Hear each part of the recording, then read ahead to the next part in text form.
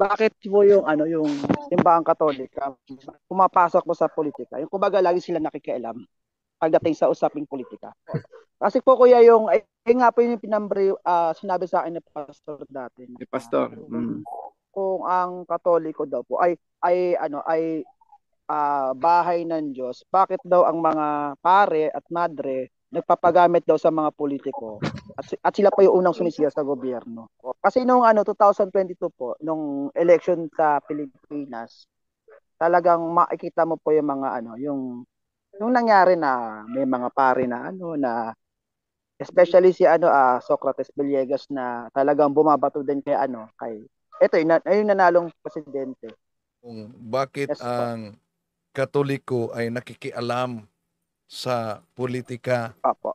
At Politika. palaging sinasabi nila may separation of church and state kasi pero di nila lubos na unawaan kung ano ang ibig sabihin ng separation of church and state. At meron din silang talata na ginagamit na ibigay sa Diyos ang sa Diyos at sa gobyerno ang sa gobyerno. Kay Cesar. Kay Cesar. Kay Cesar. Para sa Diyos. Una, malinaw naman ang nasa ating batas tungkol sa separation of church and state. Di lang naunawaan ito mga nagsusulputan, mga pastor. Tandaan natin na ang Katolikong pananampalataya sa buong bansa ay hindi lamang tayo lahat na mga Katoliko, kundi daming mga nagsusulputang sikta. Natatag lamang ng tao, gaya kay Kibuloy, gaya sa Iglesia ni Cristo kay Manalo, mga born again. Kung tingnan natin sa panahon ng eleksyon, kung ang ating mga leader sa simbahan magbigay ng guidelines sino ang dapat nating pipiliin, mag-react na yung iba dahil taliwas na umano yan sa separasyon, panghimasok na umano yan. Mali. No? May karapatan ang leader ng simbahan na mag-guide. Kung pansinin natin, sa tuwing malapit na ang panahon sa eleksyon, tingnan natin, di ba napansin nyo? Mistulang naglalaho na yung naturang pagkakahiwalay sa estado at gobyerno. Bakit? Yung mga kandidato nanliligaw sa mga maimpluwensyang grupong relihiyon nga. Tulad ng Iglesia ni Cristo. Tulad ng born again ni Eddie Villanueva. Tulad ng kay Kibuloy. Pero tandaan natin, ang ating konstitusyon, di yan magiging konstitusyon kung wala yung tinatawag na preamble. Ano po ba yung nasa preamble?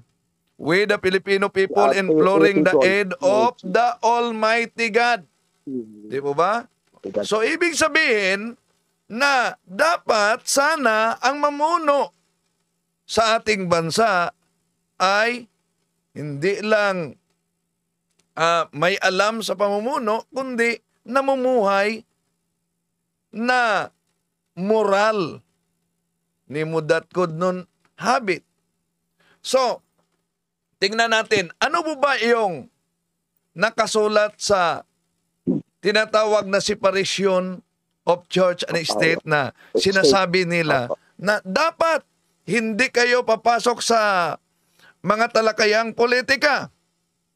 Kung tingnan natin ang Konstitusyon ng Republika ng Pilipinas 1987, yung sinasabing paghihiwalay ng simbahan at estado, nasa Artikulo 3, Section 5 yan.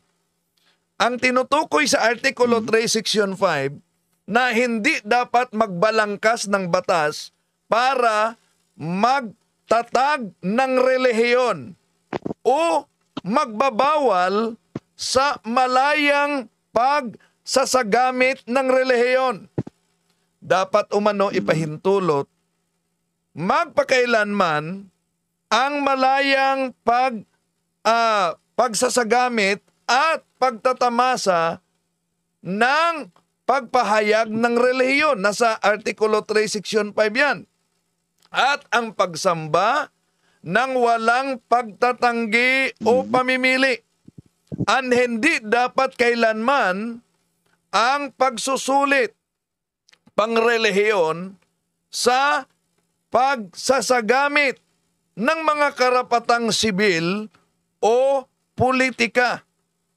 So, hindi maaring magkaroon ng pambansang relihiyon. Yun lang ang nakasulat sa ating saligang batas. Artikulo 3, Section 5. Na yung pambansang relihiyon na sa pilitang ipatanggap sa lahat ng mga Pilipino, hindi yan pwede. At hindi rin maaaring magpatupad ng pambansang etyesmo kung saan lubosang susupilin o pasunurin ng gobyerno tulad sa komunista ang lahat ng mga relihiyon. Malinaw na ipinagkaloob sa simbahan at sa lahat ng mga relihiyon yung karapatan ng malayang pagpahayag, pamumuhay at yung pagsamba alinsunod sa kanilang paniniwala. At kung tingnan natin ang saligang batas natin sa Artikulo 6, Section 28 ng numero 3, number 3, mabasa natin diyan, no? Mabasa natin diyan dahil sa mainit na issue ng separation of church and state, sasabihin nila, dapat yung Katoliko ay magbayad na ng buwis sa gobyerno. Ayun, narinig natin yan, ha? Dahil nang himasok kayo. Nang himasok kayo. Sa politika, meron tayong separation between church and state. So dapat, payagang magbuhis na. Singilin ng buhis. Meron tayong kasabihan sa pag-aaral ng batas. Ignorantia juris nemenet excusat. Ignorance of the law excuses no one.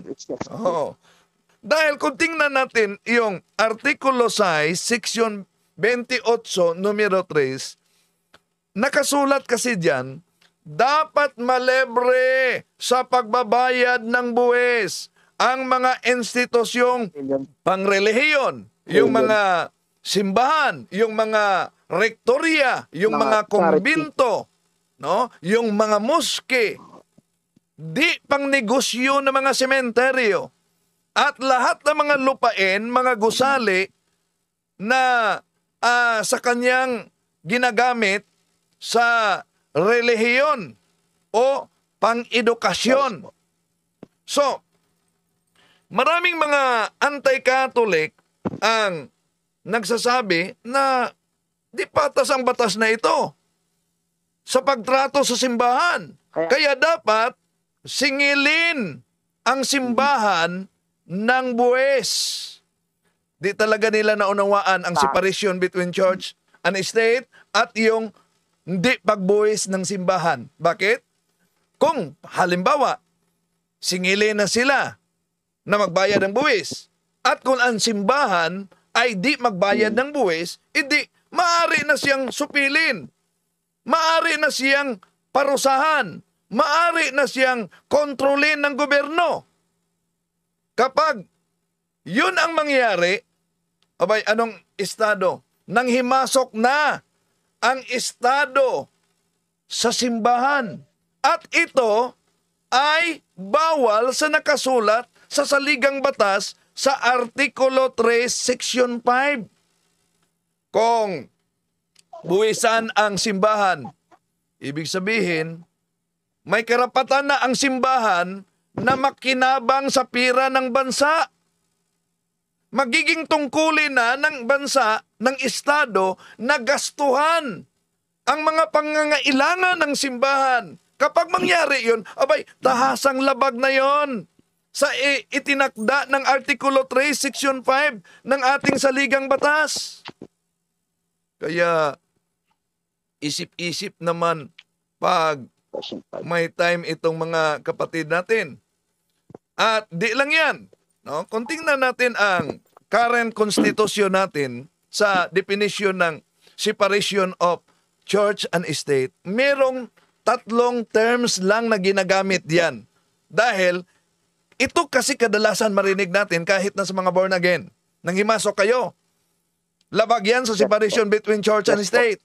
Ano po ba ang three terms ng separation of church and state? Una, malinaw yan sa ating saligang batas.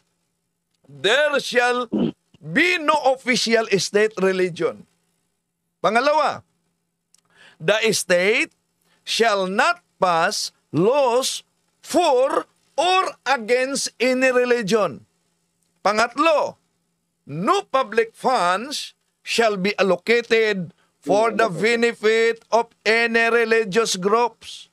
Yun lang po ang separation of church and state sa batas natin.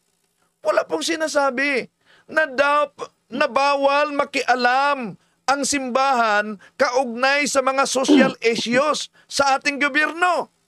Kaya ang simbahan natin, mariing ipinagbabawal vote buying. Vote buying. Oh, bakit? Alam naman natin na isang corruption yan, ang vote buying. Our people's habits can be the destiny of our nation. No. Kaya walang sinabi diyan na hindi pwedeng mangingialam ang ating mga kaparian, mga madre, at ang mga obispo sa social issue. Bakit? Sila din ay mga butante. Sila din ay kabahagi sa pagpili ng mga pinuno na magiging pinuno sa ating bansa. At sila din ay may karapatan dahil leader sila sa simbahan at dapat i-guide nila ang taong bayan. Yun po, Brother Angel.